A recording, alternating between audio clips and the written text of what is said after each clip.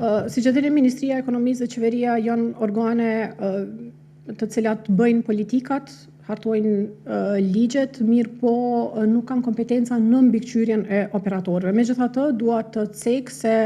vlerësimi juaj fillestar për reduktime në gjithë vendin më duket se është pak i tepruar. Sa i përket çështjeve specifike në komuna specifike, është detyrë e operatorëve që të informojnë qytetarët në rastet kur ka ndërprerje për arsye të ndërprerjes dhe kozgjatjen, ndërsa mbikëqyrës i tregut është zyra e rregullatorit për energji.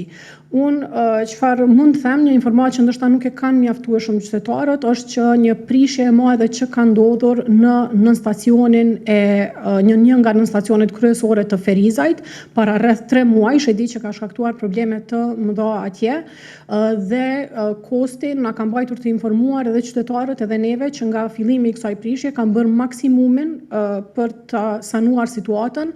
dhe sipas informatave të fundit që i kam unë nga kost, pritet që situata të sanohet me 20 maj. Ndërsa për